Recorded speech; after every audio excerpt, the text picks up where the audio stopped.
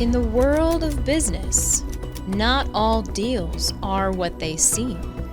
Fortunes rise, empires crumble, all with the stroke of a pen. Mergers, acquisitions, hostile takeovers. Welcome to Mergers She Wrote, where we examine strategies and stories behind the biggest deals in business. Because in M&A, the real risks are the ones you don't take. Welcome back to another episode of Merger She Wrote. I'm your host, Paloma Goggins, and the owner of Nocturnal Legal. Today's guest is going to share how she transitioned from working in the Secret Service to the private security sector and the lessons she's learned and how you can apply them to your business transitions. Thank you so much, Christina, for joining me today. Thank you, Paloma. I'm happy to be here. I'm stoked to ask you questions. So a little bit about Christina. Christina Beloud is the founder of CMB Consulting, LLC, which is a security solutions and consulting company serving high-level clients. And her past is really fascinating. She is a 25-year veteran. Did I get that right? 25? Yes, 25-year veteran of the U.S. Secret Service. And so today we are going to talk about how she started her career in this sector, how she transitioned into the private sector, and the lessons she's learned along the way. Do you want to add anything to your bio before I jump in? No, I don't. I think that covers it. We'll learn a little bit more about it as we talk. Yeah, I'm sure. Sounds great. So for starters, your career has spanned some of the most high pressure environments imaginable, from Secret Service to the NFL, which you currently have as part of your client base. For business owners who are planning to undergo a high stakes transition, like selling their business to an unknown third party, what advice could you give to them? Well, like any high stakes industry or business, security planning in my world is what became kind of top of mind. So planning, preparation, understanding the risks involved with making that transition is really key, right? Communication is key. You have to know what this company that's going to purchase your business is going to do with this baby that you've created, right? Are they going to maintain your message? Are they going to maintain your level of service to your customers? It transitions beautifully into security because planning and preparation is what it's all about. And so any high stakes merger, that's what it's all about, for sure. For sure. So I want to take a sidebar from our questions and tell us, how did you get into the Secret Service? Because I think most people, when they hear, anyone who's going into Secret Service, they're like, oh, cool. How did you get there? That's a great question. I was going to be a lawyer. Quick story. My grandfather was president of the California Trial Lawyers Association and a big mentor in my life. And I went to college and thought, well, I think I'm just going to be a lawyer like my granddad. Graduated from school, came back to Arizona. Long story short, my uncle was a Phoenix police officer, big mentor in my life as well. We talked about what to do next. Lawyering was probably not going to be on the table, so he suggested I talk to somebody that he knew, a senior special agent in the Secret Service, and learn about that. And it's interesting because I was so taken, watching the assassination attempt of President Ronald Reagan back when I was a youngster, kind of took me right back to that. I thought, well, yeah, that'd be great because I can still serve, I can still be a part of something larger than myself. So went to this little, casual interview and spent, 2 hours learning about the good, bad, and the ugly of the Secret Service. And I walked out and thought, this is the job for me. So that was when I was 21 years old, and they finally hired me when I was 23. Interesting. And I know a little bit about the process for people who are looking to go into like the FBI and the CIA, where there's all these like extra steps and things. And obviously security clearances. Was getting the role at the Secret Service just as laborious, and that there was a ton of hoops to jump through? Most definitely, right? Tests, taking the test again, panel interviews, polygraphs, fitness tests, more interviews. The agency was very keen on making sure it would be a good fit long term. This was back then. It's not like you want to join the Secret Service as a resume builder. This is a career, right? So it was very important for the agency to make sure the person they were hiring was a good fit. But along the way, everybody had to agree that this person would be pushed through. So if somebody, this was back then, But if somebody along that hiring process decided, I'm not feeling it, then that was the end of the road. So it's very laborious. And then once you get selected, the training's at least 6 months to 9 months. I can imagine. I mean, my thought is like most people come with a moldable background. It's not like the Secret Service ways. No. They've got to download all of that as part of your training. They do, but they try to select people that have that team-based approach. I was an athlete in college that already have, your clean background, have already made good life choices, can critically think, even at a young age, make sound decisions. Those types of things really play into who they hire. That makes sense. That's awesome. All right, back to the questions. Yep. So those jobs require, generally speaking, in the security jobs that you've had, total commitment, 24/7 readiness, constant alertness.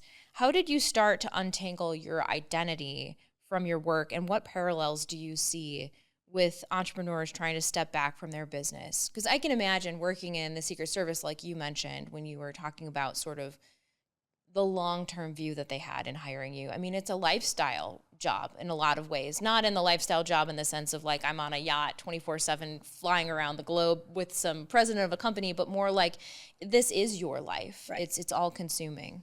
I think learning to step away from what you do and going into who you are, right? Understanding that what you do does not completely define you is important. Entrepreneurs also have that, they put their blood, sweat, and tears into their business to grow that. And I, as a special agent, did the same thing. And so learning to separate that a little bit when you're on your tail end or when you're trying to sell your business or sell your concept is important, but you can't get away from it completely, right? It was all encompassing. I used to tell the young agents coming up, hey, on your street, people are going to find out that you're a Secret Service agent. They're going to criticize how often you take your trash out. They're going to criticize your lawn. They're going to watch everything you do because you're automatically held to this higher standard as a public servant. So, entrepreneurs, I think, have that same pressure on them as well. For sure. No, we've seen it today with cancel culture and the fallout on social media of people who have taken and expressed their own political beliefs or their own thoughts and the backlash around that. And so I think in a lot of ways, like you were saying, being a public servant, you're more visible, but also as an entrepreneur, you're very visible in your own community. And if your community disagrees with what you've decided to publicly display as either part of your beliefs or your thoughts, you can also have that same backlash. I think it's important not just to understand that letting go doesn't mean losing control. I like that. Yeah, you can let go, but you can still, have control of your life. Just you're just lifting and shifting your focus. And I was going to say too, you mentioned transitioning, having a sort of an ability to separate yourself a little bit as you're transitioning towards that goal, maybe as an entrepreneur or even as you were looking to sort of wind down your Secret Service position.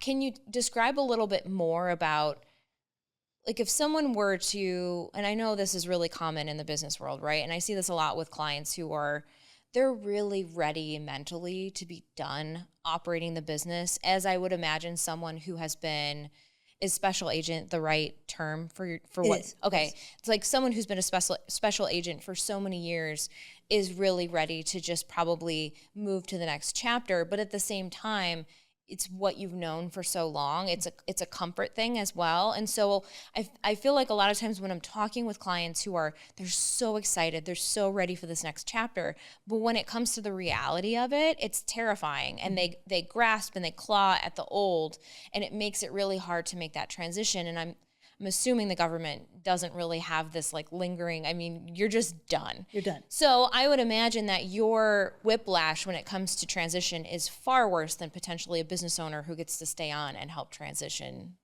their new owner into ownership. 100%. I joke around when people ask me a question like that, and I say I was institutionalized, right? I all I know was the Secret Service. I was raised my whole adult life. I started when I was 23. I retired when I was 50.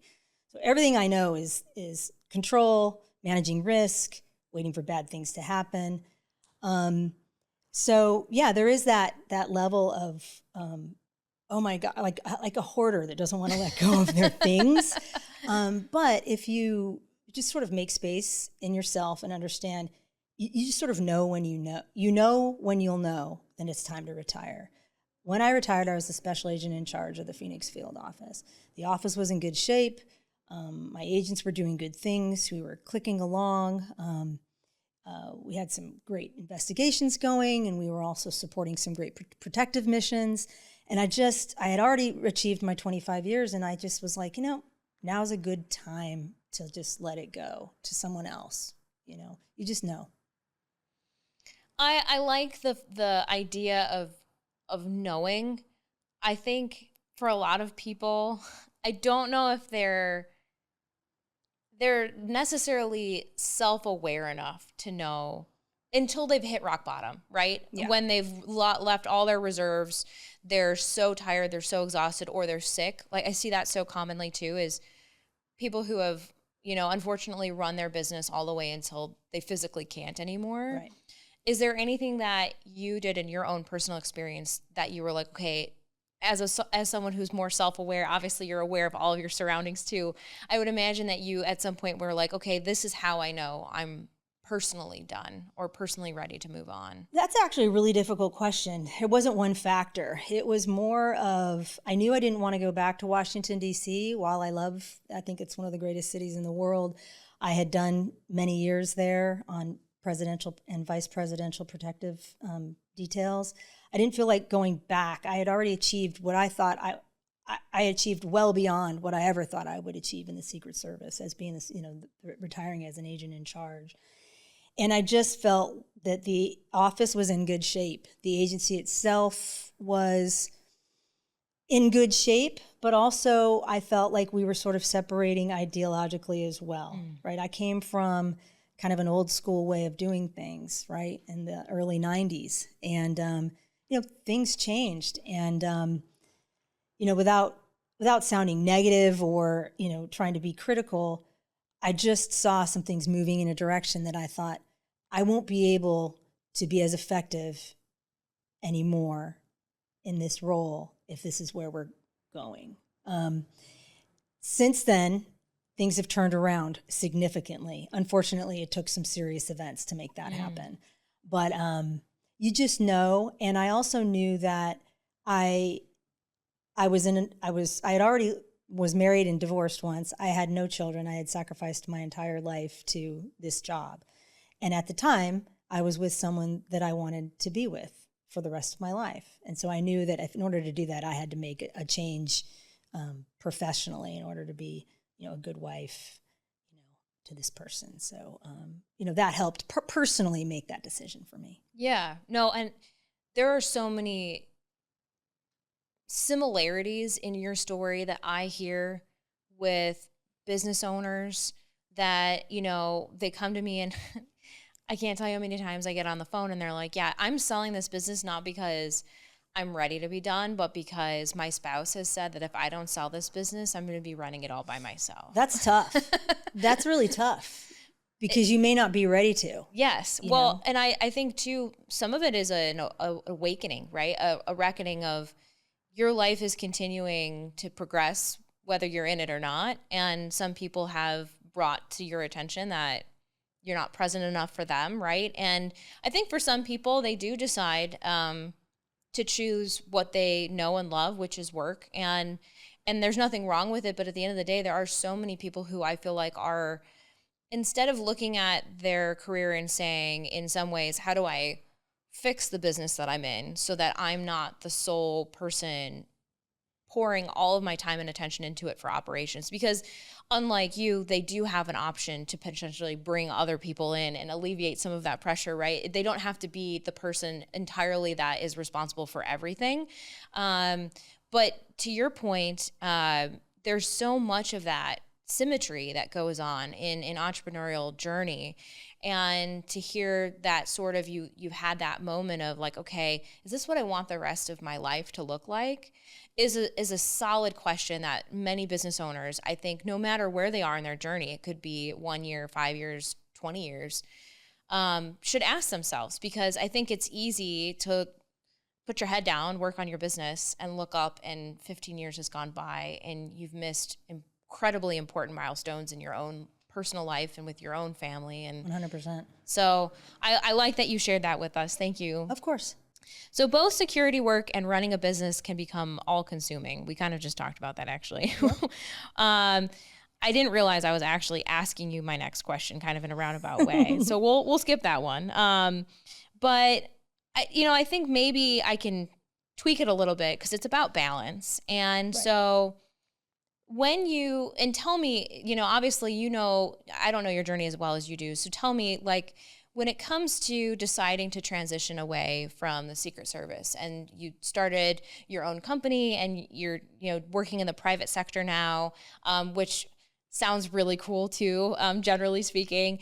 But like in this transition, what was your goal in finding? Obviously, you saw that you didn't have balance in the Secret Service. And I'm assuming that when you decided to transition, you're like, okay, I'm going to get better balance in here. Definitely. What was the overarching theme? Like, how did you go about trying to obtain that balance, and what were your visions and goals for the long term? Well, there's a little piece in there. So I basically retired on a Friday, and then on Monday I went to go work for Amazon and their Global Security Operations Center.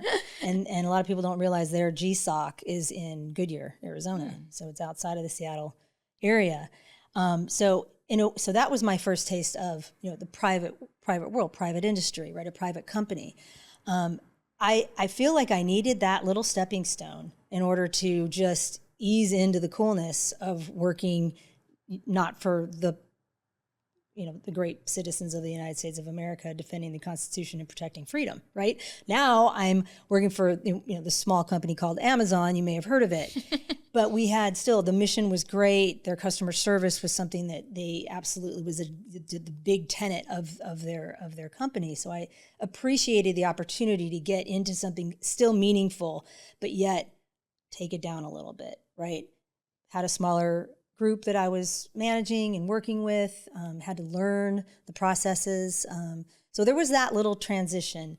So I guess I would say I recommend, if you're going to do that, if you're going to be an entrepreneur and sell your business, try to look for a way to still stay relevant in that industry and give back in a way. I was in a constant state of readiness. And so making that transition into kind of like a 9-to-5 job, right? Now I'm working where I know my schedule. I know where I'm going to be. You didn't know that in the Secret Service. So making space to, take a breath, rest a little bit, and plan your life around your life, not your job. I can only imagine the level of flexibility you had to have working in the Secret Service, since you really, like you said, being a constant state of readiness. I was thinking about how working in the M&A industry, people selling their business are on really quick timelines. Generally speaking, everybody is frantic. I was just having this conversation with a group of individuals that we network with, and how a lot of the clients that come in a transition phase, they're just anxious, they're nervous, but they're also really interested in kind of going at a breakneck pace to get across the finish line. Right. And so you talk about being in a constant state of readiness, and I feel like that's kind of how a lot of clients come to me, is they're in this go, go, go mode. Out of curiosity, just on a personal level, when it came to transitioning into the private sector and finding that better balance and taking time to rest, because I think so many entrepreneurs don't do that. I think that's something that people, self-care, generally speaking, is just not something people talk about very much. When it comes to switching out of that constant state of readiness, was there Was it a tough, I'm trying to like, I guess I'm trying to imagine like how you got yourself out of that mode. Right. Because to me, a lot of times when a transaction is done, just on a personal basis, I'm fried. Like I'm so tired from running the rat race of, 30 to 60 to 90 days of we're doing the diligence, we're drafting the documents, everyone's hurrying, we're working with the bank, everyone is on this, rat race timeline. And then we get done and I'm like, okay, I need 3 days to regroup and sort of decompress. And in your role in the Secret Service, I would imagine decompression time wasn't really built in for you. It wasn't possible. We operated up here all the time. What's going to go wrong? What's your plan if it does? Just a constant state of readiness, constant chaos. So really my fulfillment was in that chaos. So making time and a plan, a path forward to find fulfillment with clarity in what your life is going to look like. You can start planning your life now, right? In the Secret Service, you couldn't plan your life. If you had kids, you just had to be, I moved 5 different times in 25 years, right? Of course, I volunteered for everything and just dove right in, but that's a pretty normal career for a special agent. In other agencies, you don't move as often. Just by the nature of the dual mission that the Secret Service had, we had the investigative side and the protective side, you moved. And so we were constantly fulfilling our lives with the move, the chaos, getting to know the new office, all of the things that go along with that. But if you're ready to make that transition, try to find the fulfillment in the clarity of knowing now you can plan your life around things you missed, family, birthdays, holidays, sitting quiet on your patio with a cup of coffee, looking at the sunset, which is like my favorite thing to do, and taking the time to do that. So you can do it. You just need to concentrate on finding that clarity and finding the fulfillment in that clarity. Well, I was going to say too, my brother-in-law is an ex-Green Beret, and I know for him sitting still is hard. I can imagine that when you transition, sitting still at first was exceptionally difficult. I'm sure for most entrepreneurs, sitting still, especially if they fully retire, right, and have no plan, sitting still is like just death in a lot of ways. You hit a nerve because sitting still, watching world events unfold and knowing, having been in the room during historical events and actually hearing what was being said and then watching on the news being reported completely inaccurately. Watching, in today's day and age, having executive protection and having, executive protection and physical protection of people and facilities is more important than ever anywhere. I mean, let's just take Charlie Kirk, the healthcare CEO from United Healthcare, just to name a few, plus the attempts, on President Trump. No place is really safe anymore. So it's really important for companies to engage private security companies to create a system of protection for their people. So it is hard to sit there and just watch, and then everyone's coming out saying, hey, I was an officer for 10 years, I can be an executive protector. And while I respect the work that they've done in the service, not everyone can be a protector or work in the executive protection world effectively unless you have a certain set of skills, right? Some soft skills also, the ability to talk with CEOs, the ability to learn when not to talk, to understand kind of how easily that line can blur between being, an assistant and a staffer carrying bags to actually being a protector and looking outside and, conducting that advance, facilitating that communication with all the partners that you're dealing with, the company, where you're going, the venue, where the business meeting is. So, it's hard to sit still. And I candidly, I did go through, I would say, a period of anxiety when my body at a cellular level was used to being go, go, go, go, go. And when you're just finding yourself not doing anything, you go into panic mode. I started to panic. Just little panic episodes. So breathing, box breathing is my friend, right? Do you know the box breathing thing, right? Yes. So that's how you just relax and then just, again, plan the future and understand that it's not over. You're still relevant. You can still, that's what being a consultant was all about, so that I could still share some knowledge, help streamline a business, help focus a new security company with their module and what they want to do. So I'm still, that's what I enjoy doing now, is helping people set up their businesses. I like that. I think that will resonate with so many people listening, that there's that fear, right, potentially of what next, but also knowing that there is going to be a transition period and everyone goes through it. I think that helps people to not feel so alone, because I do think a lot of people do the transition and they feel exceptionally alone in that process. So you're not alone. Good. So in high-stakes security, you're trained to anticipate every possible risk. Do you find that same mindset shows up in how you plan and lead your business today? And how do you keep it from turning into over-control? Not everything needs to be controlled. So it is great that that I can, step back, take a breath. I'm not under any deadlines. I'm not beholden to Congress. I don't, there's, while you have to obviously follow the law, the difference in the Secret Service was, everything you did or said was archived. Every piece of paper that you submitted, every ops plan, every map, everything that you submitted for a security plan was beholden to discovery or to a future congressional inquiry if things went wrong.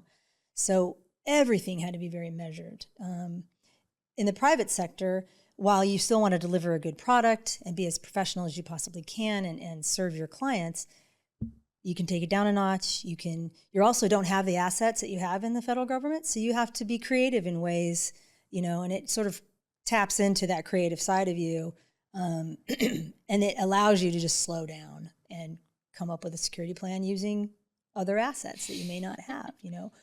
We work very closely with our law enforcement partners and help, just bolster what we've planned for by using off-duty police officers a lot of times. Hard vehicles, technology out there is outstanding. And a lot of the Secret Service way is prevention, proaction rather than reaction. And that stands true even in executive protection in the private sector. So understand, not everything has to be completely controlled, but you have time to come up with a plan. On a personal note, I was thinking about this as you were explaining being on high alert all the time. When you go out to places, personally, I would imagine that you are in security mode for yourself, for your family, for friends. Like anytime you go out, I would imagine that part of your brain is just inherently functions. It is. It's you can't shake it, right? I teach an active shooter class, and I teach, preparedness is not being paranoid, it's just being prepared. And we talk about having situational awareness, right? That is something that you kind of have to train your mind and your body to understand. And once you start understanding what situational awareness is, it just becomes natural. But to your point, I generally know where the bathrooms are, where the exit is, kind of understand the neighborhood of the building that we're in, and then understanding, who's around us and making pretty quick assumptions on, what's about to go down. And if something goes down, where am I going? And who do I have to take with me? It's tough for my husband because, we try to soften my approach a little bit. And he's great. He sells tractors. He's not in the industry. He's, he understands quite well who he married. And we struggle sometimes where I'm like wanting to tap into my more feminine energy. And he's like, but you handled that last week. Why do I have to handle it this week type thing? So it can be a struggle, but it is something that I cannot shake and will not be able to shake. I said it is on a cellular level how I am. And I was raised this way. I say I was raised in the Secret Service. I say that quite often. If you know me and if you're a good friend of mine in my circle, I say I was raised in the Secret Service, and that's not a bad thing. No, certainly not. No, and I would argue that anyone who's been in their line of work, it's shaped them in ways that they operate in those ways all the time. It's a permanent reflection of who they are, and granted, not probably to quite as much of an extreme as being in a state of security detail for someone who's president or ex-president or you know, someone who's high up in the chain. But certainly I think no matter what, it's important to remember that we all have predilection to things that shaped us, and that we carry that, and the longer you're in it, the more it becomes a part of your identity. And it's not necessarily a bad thing. And in your case, I would argue being a close friend or your husband, I would feel very secure going out to places with you. Generally, yes. But I like to not be in charge. Sometimes it's nice to just roll around at a concert oblivious to what's going on, but that's just not possible, right? Yeah. You know, large groups, I inherently want to organize and, you know, and just also, you know, and understand the chaos that's going on around me. What is it? Is it good energy? Is it bad energy? What, you know, those types of things you can't, but you don't always have to verbalize it. So sometimes I'm just sitting there with a blissful smile on my face going, you know, WTF under my breath. That's awesome. I love that. All right. I'm going back to our list. Sorry, I digress. So I think this next question, I think we've covered it, because we talked a little bit about there being a void when you transition. And I liked what you said about taking your skills and figuring out how to be of service to your industry in ways that maybe wasn't what you did previously, but can be extrapolated either for teaching purposes, for speaking purposes, as a consultant. I like all those. I'm listing them out for people listening because I want the people who are listening that are planning and thinking of exiting their business to start thinking about this now, because it is the biggest boon for people. They don't do the planning. They don't do what you talked about, which is the pre-planning. And so they find themselves rushing to exit because they are mentally done, they are mentally spent, or they're getting pressure from their family to spend more quality time. And then they get across the finish line and the plan was golf and travel, and those just simply aren't enough for someone who's been all-encompassing operating a business, and you know, that's their life, that's their livelihood. So I think we've talked about that question. I'm going to move on to the next one. That one we talked about too with the adrenaline. You've worked in environments where failure isn't an option. How did you learn to view mistakes or pivot differently once you became a business owner? Yeah. You have to reframe failure as feedback in the private sector, right? So you are going to make mistakes. I think going back to a little bit about what you talked about just before is one of the hardest things for most people is to understand exactly what skills they can bring once they leave the structure of their business. And that was really hard for me because this is what I did. I just do it. And how do I quantify what I can take to the rest of the world? Do they really want to hear what I have to say? But failure was not an option in the Secret Service. When there's failure, there are congressional inquiries. And but in the private sector, failure is a way to go, ooh, I got to lift and shift. I got to redirect. I got to think of a different path forward. You have the time. You have the permission that you've given yourself to do that. And I would just recommend people do take that, right? Understand that you're not in that high stakes environment anymore, beholden to your board, you know, or your staff. You're beholden to yourself. Take the time to allow failure to become a way for you to learn how to do it now in the regular world, outside of the world that you've built for yourself, and outside of that world that you've dedicated literally every moment of your time. The entrepreneurs that I know won't take a break because they're like, well, if I'm on vacation, I'm not earning money. If I'm on vacation, I'm not making a name for myself. I'm not building my company. And while there's merit to that, you still have to create space for yourself to relax so that you can go back to what you're doing with a fresh perspective, a fresh lens, and maybe come up with some better ideas. So you just don't deny yourself that slowdown period. I couldn't agree more. I think one of the questions I tend to ask my clients who are planning for the exit in a more imminent fashion, right? Maybe 1 to 3 years, is when was the last vacation you took? And then, they'll tell me, usually most business owners take vacations throughout the year. So that's usually not the question that's not in a while. Although I do hear from time to time, people are like, I can't remember the last time I took one, right? But the people who do take vacations, I can't tell you how many times I've then asked the follow-up question, do you unplug? Or are you responding to emails? Are you taking phone calls? Are you holding meetings? And 99% of the time, they're like, well, yeah, the business wouldn't run in my absence, or like things would slow down, or, staff might screw things up. And I'm like, okay, well, at some point, the business has to run without you. And you need to be able to take time, like you said, to refresh, to come back feeling excited to work in your business, right? Because a lot of people don't take that time to rejuvenate. And, there are clients that I'm really proud of that come back to me, 6 months later, and they're like, I did it. Yep. And I'm like, what? And I turned my phone off. I went on a 1-week vacation and I turned my phone off, and it was terrifying, but I did it. And that little, I always tell people, start with baby steps, because you can, right? Take a long weekend where people are going to maybe call you on a Thursday, Friday, or a Monday. Don't do it over a holiday weekend, because that defeats the purpose, right? And turn your phone off. See how it feels. You don't have to jump in to the deep end for 1 week and turn your phone off. 100%. I think women are really bad about that too. And this is to some of your women listeners, which I'm sure probably make up a majority. But one of the things that I struggled with was, well, if I'm not answering the email or the text or the phone call right away, then they're going to think I'm slacking, or they're going to think I'm not doing my job and I'm not engaged.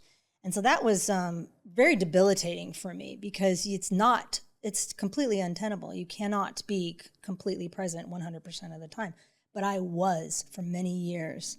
And it took its toll physically on me, mentally on me, emotionally. So women, give yourself permission to do that. But you hit on something that's very important, baby steps. Say to your number one, hey, I'm going to Sedona. I'm going to have my phone with me, but from, in the morning until about noon, I'm not going to answer anything. I'm going to be on a hike. It can wait. Pass it on. And then start there. And then set that expectation to the people that rely on you that you are going to take those, and set that boundary, so that when you do set that boundary, it's going to elevate their respect for you automatically. When you have respect enough for yourself to say, hey, I need to slow down and I'm going to do that, and you have respect for them to say, and I'm going to do that between these hours, you've managed their expectations, and you've set a boundary for yourself for some clarity and some rest. I can't tell you enough how much the setting expectations and creating boundaries piece is missing from so many business owners' lives, but especially female business owners' lives. And the more I talk to women, even if they aren't the direct business owner and they're just working in a role where they're sort of more entrepreneurial, and that they're given a lot of laxity to do what they need to do in order to grow and build a book of business within the role of their larger company. You sit down for coffee or lunch, and you sit down and you talk with them, and you realize they're doing what most women are trying to do, which is everything, and it just doesn't work. And a lot of them are burned out and trying to figure out how to, live up to what I feel like the media sells, which is that you can do it all and you can make time for it all. And also add to that list time for yourself, and that becomes an item on your to-do list, right?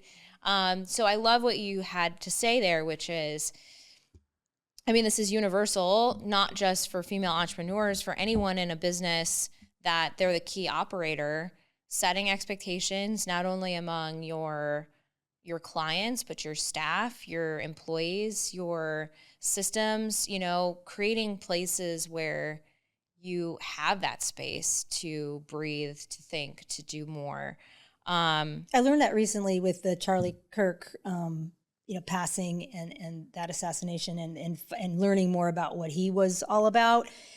And, not to get political, but he took time, literally, people knew that at a certain period, he was not on his phone. He was not answering emails. He was not, and that business ran fine without him. But he had set that expectation, and his staff knew it. And that, again, it grows an element of respect for the leader. When the leader can say, I'm checking out for this period of time. You guys have the helm. That, again, that respects the process, it respects your staff, and it respects your time. So I think that's really important to do, but it's very hard and it takes practice. It's so easy to say. Yeah, it's very hard to do. Agreed. Agreed. We've really covered a lot of these questions just in conversation. And so I want to take just a few minutes to talk a little bit about, protecting others in your role, and sort of the symmetry. One of my questions is about women entrepreneurs who feel exhausted from protecting their business, right? And what would be your advice to them? And I think in addition to that question, or maybe a sidestep to that question, because I feel like we've kind of answered it in a roundabout way, but I'm happy to have you ad lib here too. Yeah. As someone who has spent a lot of time protecting others, I feel like there's so much similarity in a business where you're working to protect your livelihood. You're working to protect your pipeline of clients, your referral partners, your ideas, the things that you've created if you've invented products, right? There's always some form of, I feel like, operating from fear. And I think that at baseline, there's some of that too when you're in the security world, right? Not necessarily fear per se, but from this idea you had said earlier, which is like waiting for bad things to happen. And I would love for you to talk more on that topic and how, transitioning to the private sector for you, obviously waiting for bad things to happen inherently doesn't go away in the sector that you work in.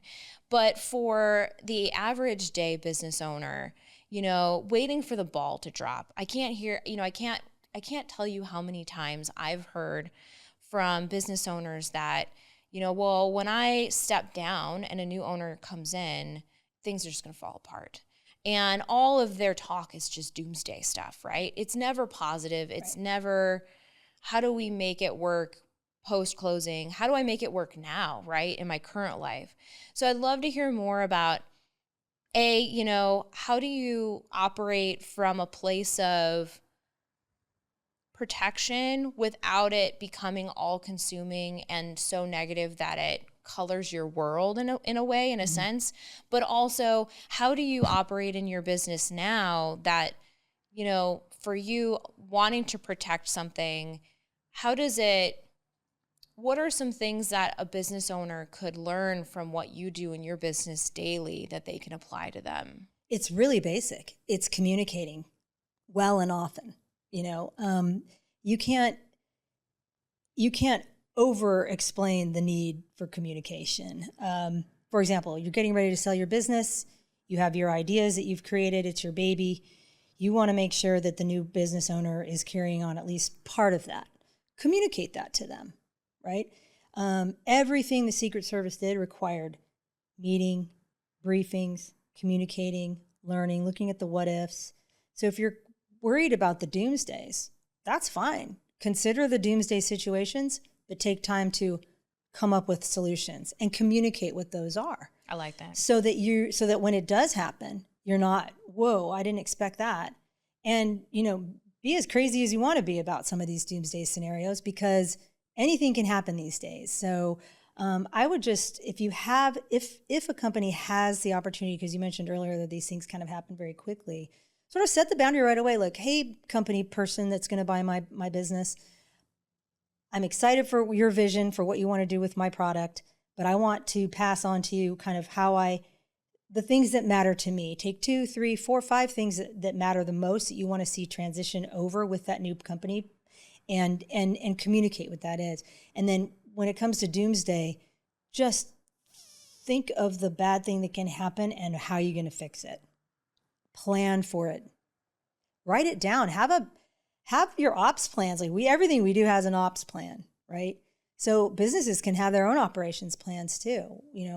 If A, then B. We're going to do this if this happens. We're going to shift this way if we lose this many staff. If the market crashes, we're going here.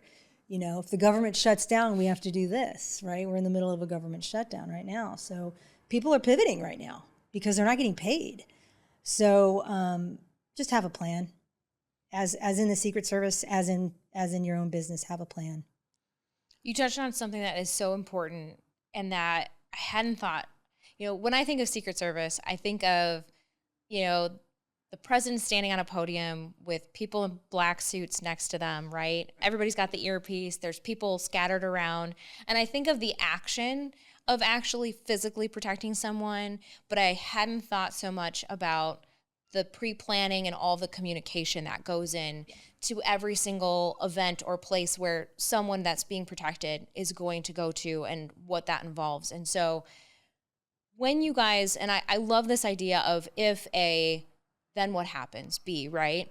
I love this idea of taking the unknown and sort of making it less unknown by putting it on paper, coming up with, it's almost like, in a weird sense, a journaling prompt for when you have just like this unknown anxiety about so many unknowns in your life, right? Definitely. It's just like put it all down on paper, but go a step further in that you're trying to solve for it with potential solutions so that it's not so unknown, I guess is really the best and clearest way to say it. But for communication, I think it's a skill that people struggle with. I think it's a skill that people think that they have. And then when it comes time to communicate, they realize just how difficult it is because people are coming from so many different places. Mm-hmm. I would imagine that communication for you guys was absolutely critical. What are some things that you learned about communication in that role, or even that they taught you as part of training, that would be helpful for someone, just a lay person, to know and implement? Asking the follow-up questions like, do you understand where I'm coming from? Does this make sense to you? Can you, without being condescending, can it walk me through what we just discussed so that I know that you understand? One of the things, this is a very simple action that leaders took in the Secret Service. One of the things that I used to do when we have our post standers on posts, we utilize Secret Service personnel and we place them in strategic areas around a protected site. They have post instructions, things that they're supposed to do at that particular position. When time allowed, I walked from post to post to introduce myself, ask them if they had everything they needed and if they understood what their instructions were. And many times they would say, well, I'm supposed to stand here, and they're doing the right thing. They're diligent, they look great, they're physically fit, but they may have missed that absolute key piece of information. So I'm like, okay, well, you're right, but we need to add this to this. You're supposed to actually be doing it this way and be facing this direction. So take the opportunity to open those lines of communication in a Socratic type method that's not you just telling them what you want, but more, do you understand? Is there something I'm missing? Good leaders also ask if there's something that we need to add, right? They trust their staff has ideas too. So, do you understand what I'm trying to say? Yes, I do. Well, is there anything you'd be doing different? Am I missing something? Just open those lines of communication and do it in a gentler way where you're making it conversational while still also saying, well, hey, great idea. That's not going to work today, but, keep that in mind. Today, I want you to focus on this, right? So just in a nutshell, I would say, to your other point, people think they're really good communicators. Communication is, again, something that's learned. It's honed. It is not something that people innately have a skill at doing. And so I also recommend people get help. Talk to a communications expert. You had one, Yes, Jen. And really drew a lot of inspiration from your discussion with her. But get some help if you feel like you might be lacking, or you're in that rat race and now you don't know how to get off that hamster wheel, and get some outside help to help you, parse things down and become a better communicator. But communication is key. So true. And my conversations with Jen, we always get done and I'm like, man, I wish I could just come up with the phrases that she comes up with, because obviously that's her expertise. And so when she comes up with, I'll be like, rambling on about the things that I want to communicate, and she'll just still it into like a one sentence that's super direct. And I'm like, that is amazing. I'm writing that down. But, clearly, it takes time, like you said, it takes time. But also, I think it takes some humility in realizing that everybody's background is different. And so while you think you might be communicating something clearly, you said Socratic method. For anyone listening that doesn't know what that means right off the top of their head, and maybe you're driving, you don't want to Google it. It's asking questions. They use it all the time in law school classrooms, which is the bane of all of our law student existence. And listening to the answer. Yes, right? yes. And then letting them ask a question to you, and then you come up with the answer. And it goes back and forth.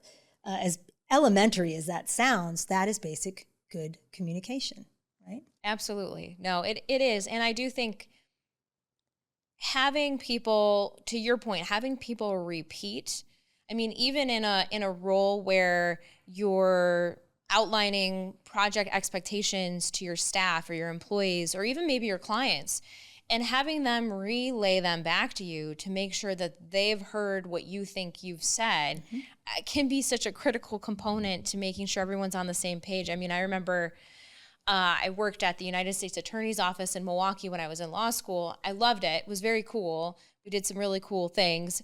But I had a person that I worked with in the office that I started to always repeat back the list because I learned that no matter what, like what she said and what I put down on paper, it wasn't what she had in mind. And so I learned really quickly I needed to sort of, as annoying as it was for her, for me to relist everything back to her, it was really for me to make sure I had gotten like what she really wanted at the heart of it, right? And I don't think she meant any ill by it. It was just what she said and what she was thinking were always sort of like two different things. But so I think, you know, I don't want to, I think we've covered the questions really well. I want to spend, before we're done with our time today, I want to spend a little bit of just the time we have left talking to you about a couple of things that I thought of, at least as questions in my mind as you were talking. And you're welcome to share too some additional things that you think would be helpful for a listener who's a business owner or someone making a big transition that's even, you know, something not necessarily as similar, identical as you, but similar in that you have a really big move from either a public to a private sector, or maybe they're doing a lot of traveling and then they're going to move to a position where they're not traveling as much, right? These big life changes. When it comes to the private security sector, I appreciate that there's a lot less red tape than Secret Service and all these procedures and protocols.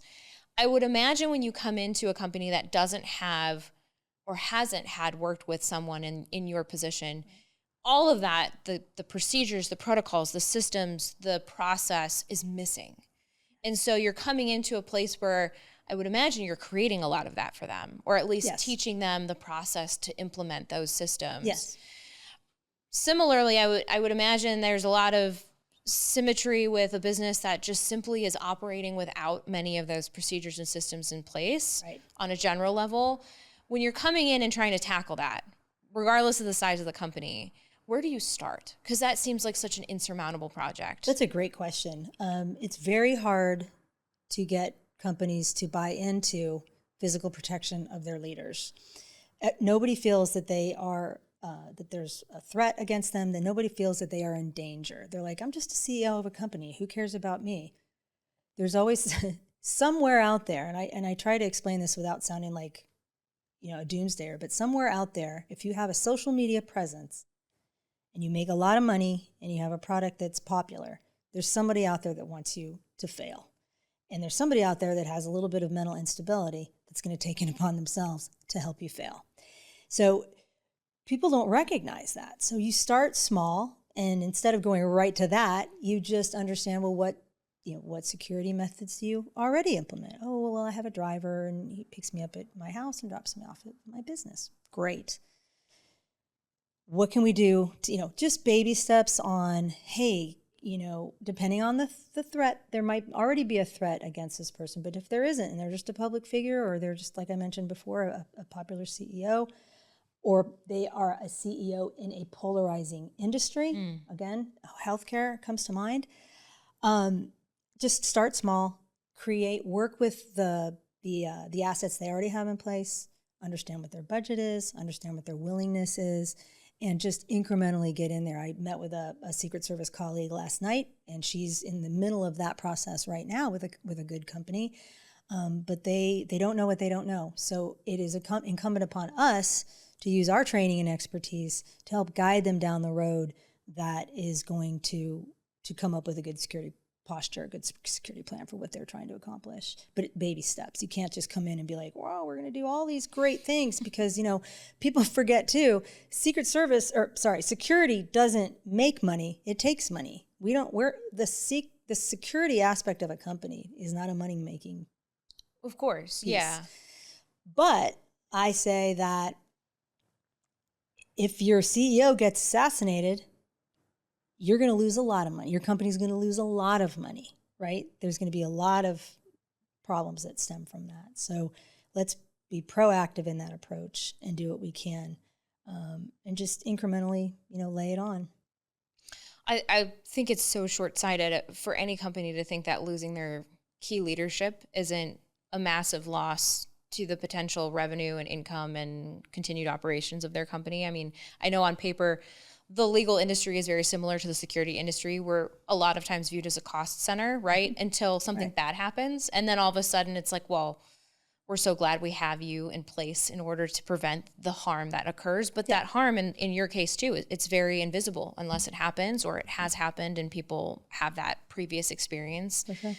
So I can appreciate that people view security in that sense, even though it can be so critical. And especially in today's world, I was, doom scrolling on Instagram one night, and there's a gentleman on there, and I can't think of his handle or his username, but he can figure out where you are based on your background, even with just the most minuscule of details. And it's terrifying.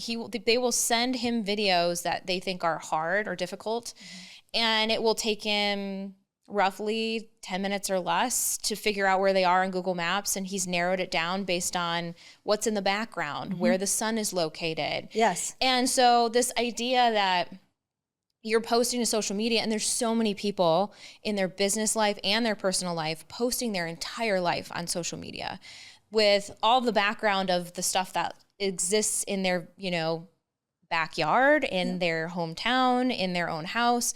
And I think your point is so valid, which is that the more success you have, there are people that just are wanting you to fail. And I think that view of it is so critical for anyone in business, because generally speaking, you don't have to be the CEO of a giant healthcare company to have something like that happen.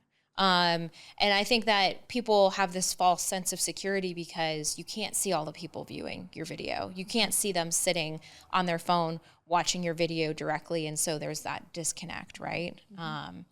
So I love what you had to say, because I think it has to be said, the more connected we become in today's world, the more danger inherently there is. It's true. Social media footprints are everywhere, and people get triggered in the strangest ways. So yeah, for sure. Well, I really appreciated our conversation today. Thank you so much for being on and sharing your history of working with the Secret Service and working in the private sector. I think this topic is super fascinating, and thank you for your service. It was my pleasure, Paloma. Thank you for having me here. If you like this episode, please like and share, and tune in for next week's.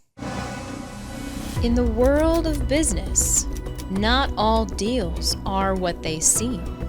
Fortunes rise, empires crumble, all with the stroke of a pen. Mergers, acquisitions, hostile takeovers. Welcome to Mergers She Wrote, where we examine strategies and stories behind the biggest deals in business. Because in M&A, the real risks are the ones you don't take.